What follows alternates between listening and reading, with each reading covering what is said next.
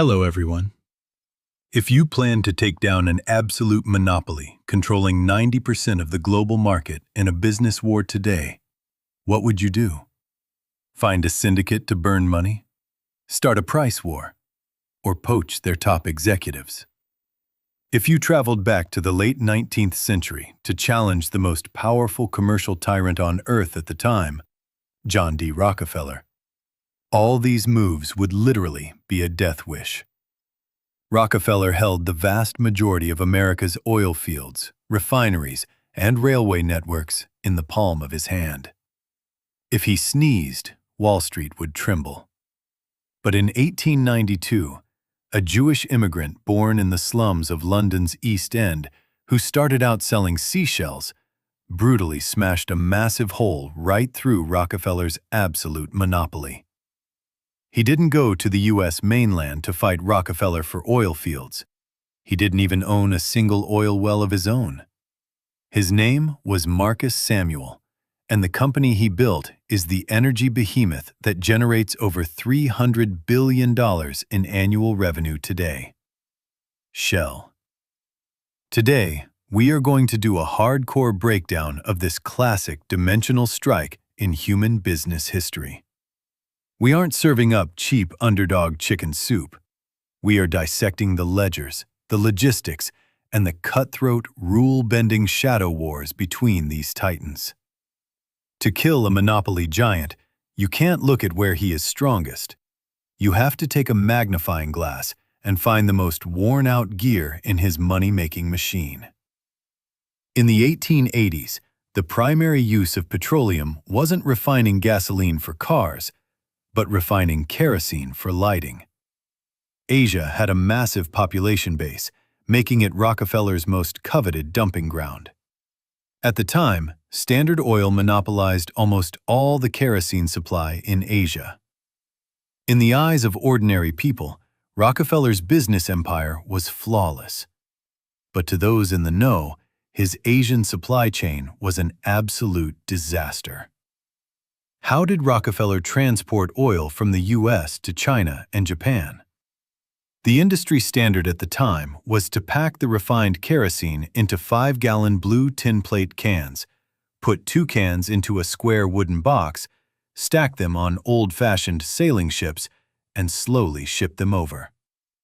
This was the famous case oil. This model had 3 incredibly fatal flaws, which became the exact breakthroughs Samuel later targeted.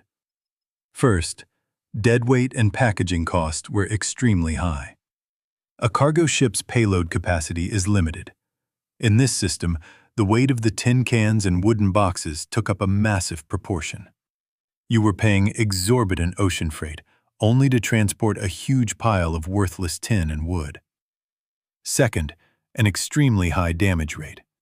Old-fashioned sailing ships tossed around at sea for months. The tin cans squeezed and collided with each other, easily rupturing. Imagine the scene. Baking under the extreme equatorial heat, leaked kerosene flowing everywhere in the cargo hold, turning the entire ship into a giant powder keg that could be detonated by a single cigarette butt at any moment.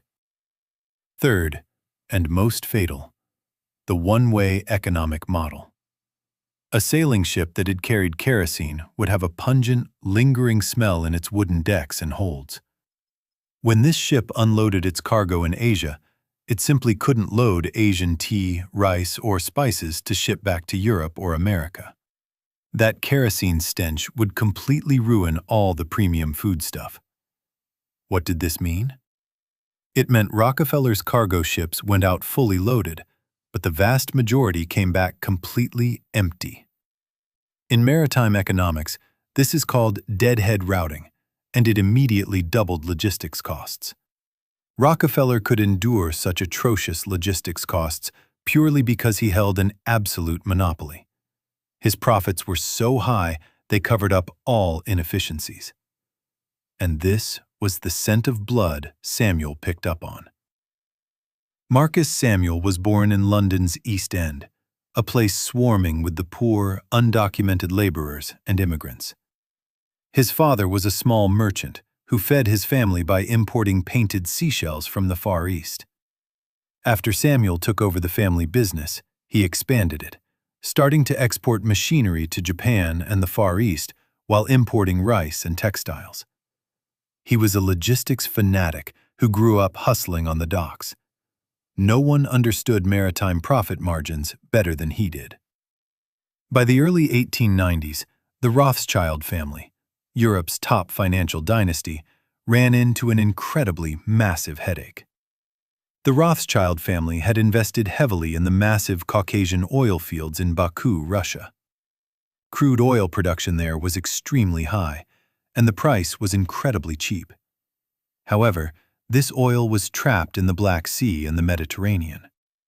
The Rothschilds wanted to sell Baku oil to Asia to make a fortune, but they realized that if they used Rockefeller's clunky tin can and wooden box method to ship it, combined with high freight rates, they couldn't beat Rockefeller's prices in Asia at all.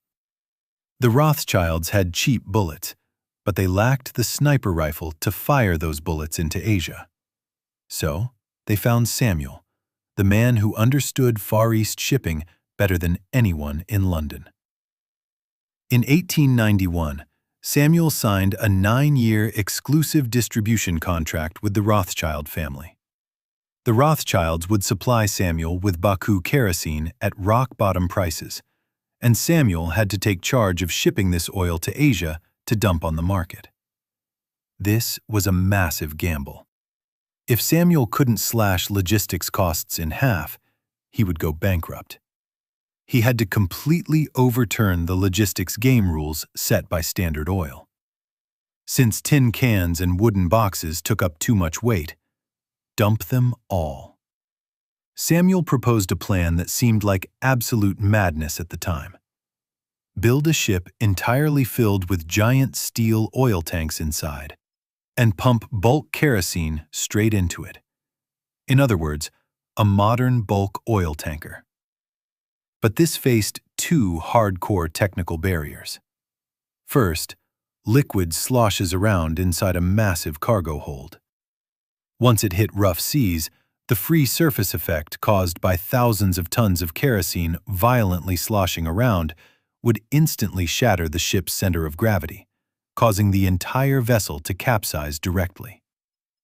Second, how do you solve that damn deadhead return trip problem? Samuel approached the top shipyard in Britain at the time and initiated a top-secret project. They designed a 5,000-ton super monster of a ship, naming it after a seashell, the Murex. This ship utilized the most cutting-edge, hardcore tech of the era: pipeline and bulkhead systems. The cargo hold was divided by highly precise anti-surge bulkheads and expansion trunks, completely eliminating the risk of capsizing due to liquid sloshing. To prevent explosions, double-layer cofferdams were also specifically designed. Steam cleaning system. Samuel equipped the ship with extremely powerful, high-pressure steam cleaning gear. This wasn't just for safety, it was for the ledger.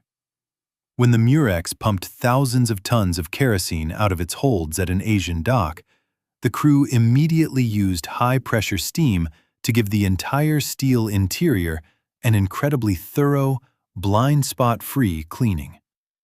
The high temperature instantly stripped away all kerosene residue and odor. What did this mean?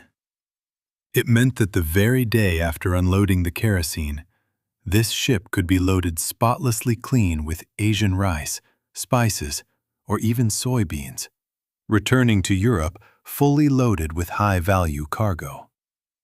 Rockefeller's ships made money one way. Samuel's ships printed money both ways.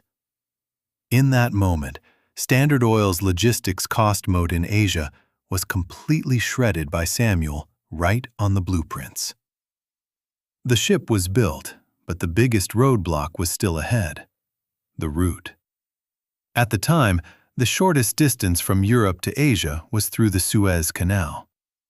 Just passing through Suez could shorten the voyage by a full 4,000 miles, saving nearly a month. However, the Suez Canal Authority had an ironclad rule: For absolute safety, any oil tanker carrying bulk petroleum was strictly forbidden from passing through. Anyone with common sense knew that if a bulk ship filled with thousands of tons of kerosene exploded in the middle of the canal, the entire waterway would be completely blocked and paralyzed. Therefore, Rockefeller's cargo ships all had to obediently detour around the southern tip of Africa via the Cape of Good Hope. Rockefeller had laid down an incredibly strong lobbying network within the Canal Authority. If anyone wanted to change the rules, Standard Oil would be the first to jump out and throw money to stop it. Samuel knew very well that if the Murex couldn't go through the Suez Canal, the little cleaning fees he saved would be entirely eaten alive by the massive fuel costs of detouring around Africa. He had to secure a clearance pass. Samuel didn't force his way in. He played an incredibly high-level game of leveraging power against power. He didn't go to the Canal Authority first. Instead, he took the blueprints of the Murex straight to the world's most authoritative maritime insurance rating agency, Lloyd's of London.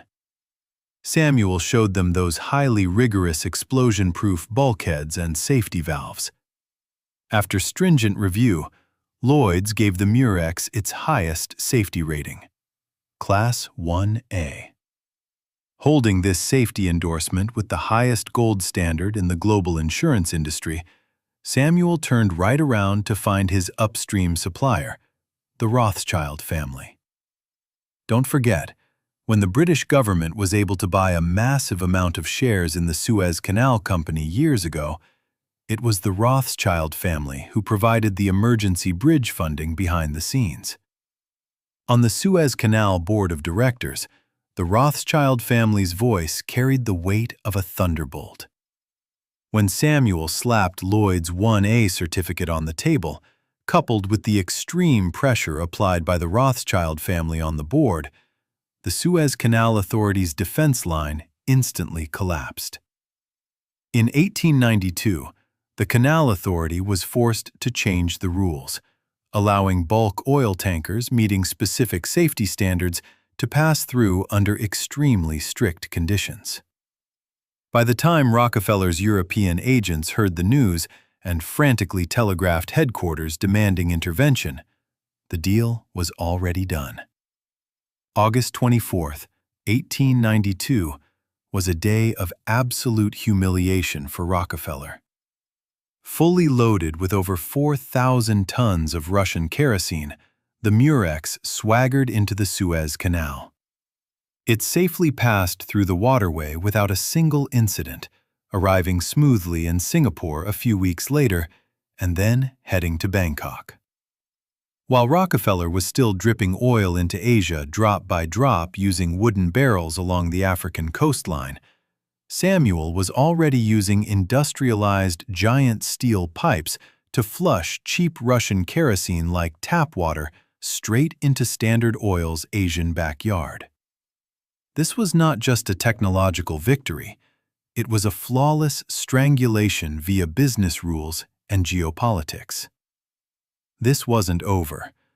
The real bloody hand-to-hand combat was just beginning. When Samuel's Murex shipped dirt-cheap bulk Russian kerosene into Asian storage tanks, he faced the final business loop. How to sell this oil to the lower-class civilians on Asian streets who couldn't even read and only recognized brands. The Asian market at the time had been completely monopolized by Rockefeller. Standard Oil sold highly recognizable blue tin plate cans. After using up the oil, those Asian civilians couldn't bear to throw away the blue tin cans. They used them as roof tiles, made bird cages, and even hammered them into frying pans. Almost all the roofs in Asia were Rockefeller blue. How did Samuel steal the territory? He played an utterly ruthless game of psychological warfare and visual marketing. Samuel shipped bulk oil. He didn't have cans. So, He literally sent an entire cargo ship filled with brand new tin plates to various Asian ports. He hired cheap local labor to manufacture tin cans on the docks and fill them with kerosene right on the spot. His nephew came up with a killer idea. Absolutely do not copy Standard Oil's blue. We are going to paint all our tin cans in an extremely glaring bright red. Furthermore, they registered a name for this oil: Shell. This was a brutal visual invasion. In the social context of the time, bright red represented festivity, was eye-catching, and carried extreme aggression. Samuel's red tin cans were not only far cheaper than Standard Oil, but their visual impact was immense. Historical records show that in just a few months, the roofs, bird cages, and even the chamber pots under the beds of Asian commoners began to shift en masse from rusty blue to gleaming bright red. Rockefeller's proud blue empire was thus forcibly drowned by a sea of red. By 1896, the money Samuel made just from selling this red can kerosene had already surpassed the combined total of all other import and export businesses under his family. But do not for a second think that Rockefeller, who had ruled the planet's oil industry for decades, was a pushover. When you snatch meat off a tyrant's plate, you had better be prepared to be ground into mincemeat. When Rockefeller discovered his Asian stronghold had been raided, he was furious. Standard Oil, an incredibly massive, bottomless capital meat grinder, instantly kicked into maximum overdrive. Rockefeller unleashed the most classic and bloody finishing move of a monopolistic oligarch: a price war with unlimited bullets. No matter what price Samuel sold his red can kerosene for, Standard Oil's blue cans were immediately slashed in half, even dumped below cost. Rockefeller's logic was brutally simple. I have all the oil fields and refineries in America pumping blood into me. I will intentionally sell at a loss in Asia and use sheer capital volume to burn your cash flow to death and drag you into a bankrupt grave. Although Samuel had the upper hand in logistics, facing this suicidal tactic, Shell's capital chain began screaming alarms. Worse still, Samuel's supply source at the time was highly dependent on the Rothschild family in Russia. If anything went wrong in Russia, he wouldn't even be able to get oil. Desperate to break out of this passive beating, Samuel panicked, making a catastrophic decision that nearly wiped Shell out completely. In 1901, the massive Spindletop superoil field was discovered in Texas, USA, shooting oil higher than buildings. Samuel was ecstatic. He thought he had found the ultimate weapon to break free from Russian dependence and even strike directly into Rockefeller's American homeland. He immediately threw down a fortune, signing massive oil offtake contracts with the Texans. He thought he had outflanked Rockefeller, but instead, he stepped straight into a bottomless pit. Due to extreme, chaotic drilling and overcapacity, the underground pressure of the Texas oil fields plummeted in 1902, and the oil wells literally ran dry. Production instantly hit zero. With that, Samuel completely collapsed. Half of that unrivaled tanker fleet he had spent a fortune building had no oil to transport and was left rusting in ports. The ships were grounded, but the exorbitant loan interest and maintenance fees were sucking his blood every single day. And right at this most critical, life-and-death juncture, Samuel actually committed the ultimate taboo in warfare. The commander abandoned his post. He was elected Lord Mayor of London in 1902. For a full year, he immersed himself in the civic honors of wearing fine robes and parading in carriages, relishing the adulation of high society. Meanwhile, his shell company, which was being relentlessly slaughtered by Rockefeller, with its fleet paralyzed and drowning in debt, fell into a leaderless vacuum. When he stepped down as mayor and returned to his shell office, what he saw was a financial statement capable of stopping his heart. The company's debts vastly exceeded its assets, teetering on the brink of bankruptcy. Before an absolute behemoth like Rockefeller, even the slightest flaw would get you buried alive. Shell was about to breathe its last. If Samuel were a stubborn, tough guy obsessed with saving face, Shell would have long become a mere footnote in history books. But he was a ruthlessly clear-headed businessman. Between his life and his pride, he chose life without hesitation.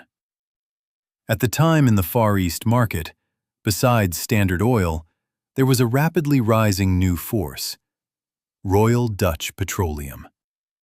The boss of this company was Henri Detterding, a ruthless character whose business acumen was perhaps even colder and more merciless than Rockefeller's, earning him the nickname the Napoleon of Oil. The Dutch held massive, high-quality oil fields in the Dutch East Indies, and had established an incredibly robust local refining and sales network in Asia. But they lacked one thing: a superfleet capable of shipping oil all over the world. Was this not a match made in heaven? In April 1906, backed into a corner, Samuel knocked on the door of Detterding's London office.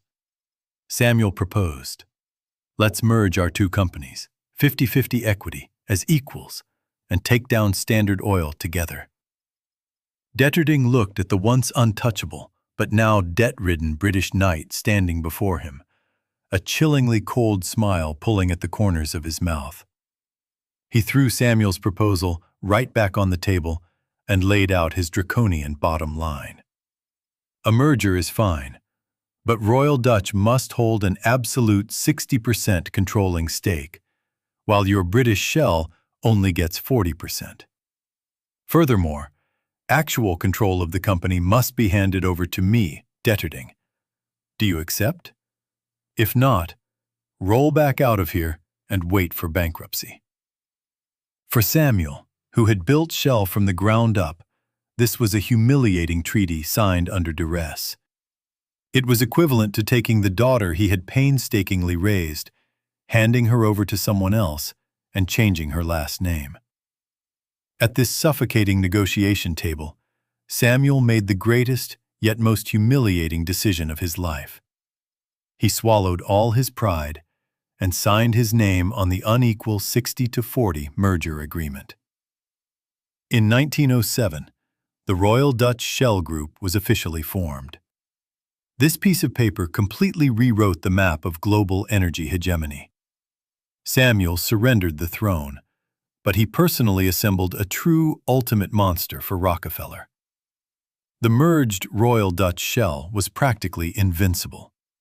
It possessed the Dutch's inexhaustible oil fields and formidable grassroots sales network in Indonesia, simultaneously wielding Samuel's world-class bulk tanker fleet and the capital backing of the Rothschild family.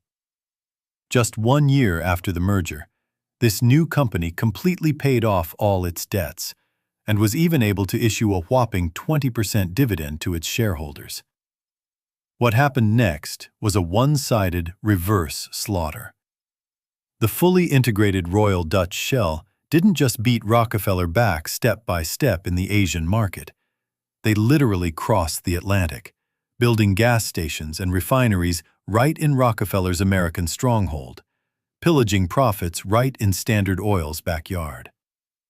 In 1911, the almighty John D. Rockefeller, due to his absolute monopolistic practices, was forcibly dismantled by the U.S. Supreme Court. The massive Standard Oil was carved up into 34 smaller companies. The myth of the monopoly empire thoroughly collapsed. As for Marcus Samuel, though he lost absolute control of the company, The value of his 40% stake had skyrocketed hundreds, if not thousands of times over. He retired peacefully with immense wealth, and was ultimately elevated by the British Crown to become the first Viscount Bearsted. Looking back at this century-defining business war spanning 2 decades, you have to marvel at the cruelty and ingenuity of capital competition. A lower-class Jewish immigrant who sold seashells didn't try to match a monopolistic giant dollar for dollar. Instead, he pinpointed logistics as their Achilles heel. He used an unprecedented bulk oil tanker to smash through the bureaucratic walls of the Suez Canal. He used striking red tin cans to visually brainwash bottom-tier consumers. And when faced with a life-or-death corner, he decisively severed his own vanity, trading 40% of his equity for the ultimate power to destroy a giant. In this dog-eat-dog business jungle, there is no such thing as a truly invincible monopoly. As long as you find that one fatal gear, even if you are just a grain of sand, you can completely jam that seemingly unstoppable steel machine.